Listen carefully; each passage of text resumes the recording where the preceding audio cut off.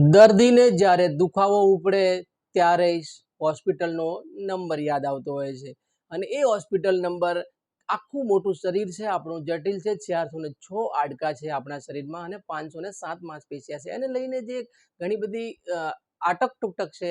ઘણા અમે ડૉક્ટરનો સંપર્ક કર્યો જ્યારે જાણવા મળ્યું કે લોકોને એક ગેરદોર માન્યતા આવી હોય કે ગાદી ખસી ગઈ હોય, અહીંયા ખભો ખસી ગયો હોય, અહીંયા હલકું શું દુખાવો થયો હોય, હાડકામાં કંઈક થયું હોય તો એ ટાઈપનો કે ઓપરેશન ના કરાવાય. આપણી જે જૂના ઘરડાઓની માન્યતા આવી હતી તો આવું કંઈ થતું નહીં. નમસ્કાર, હું તમારી સાથે પારસ રાઠોડ. આજે એક એવા વિષય ઉપર અમે વાત કરવાના છીએ જે માન્યતાઓ અને ઘડપણ અને મગજમાંથી કાઢી અને એક નવું સર્જન અને એક નવું તમને જીવન મળે એ વિશે વાત કરો છો. તો આપણી સાથે ડૉક્ટર સાહેબ છે.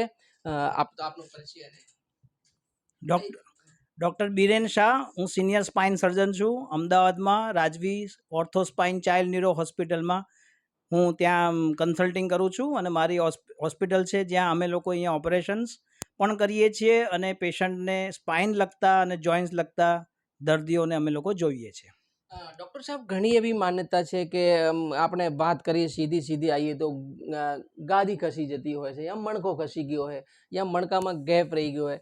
આને લઈને લોકોમાં એક માન્યતા એવી હોય છે કે કેમ કે માણસને તો પોતાને તો ખબર નથી મારો મણકો ખસ્યો, દુખાવો થાય ત્યારે ખબર પડે અને એના પછી જે તે તમારી ટેકનિકલી ભાષામાં જે કહેવાતું હોય એને એક્સરે થાય અને કેટલો ખસ્યો છે એ લઈને તમે એક્સરો કરાવો ત્યારે ખબર પડે કે સેન્ટીમીટરમાં કેટલો ખસી ગયો છે. પછી જે ડૉક્ટર આવે તમારા મિતાબે કેટલો ખસે તો શું કરવું જોઈએ એ રીતે થોડીક.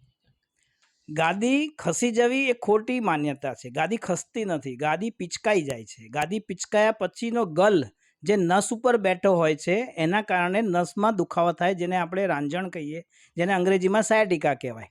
તો એ ચેતાની જે નસનું દબાણ થાય ને એના કારણે જે દુખાવો થાય એને આપણે સાયટિકા કહેવાય, રાંજણ કહેવાય. રાંજણનું કારણ, સાયટિકાનું કારણ જો ગાદી પિચકાવાથી અને નસ ઉપર દબાણ કરવાથી હોય તો એ ગાદી કેટલી દબાણમાં છે એ આપણને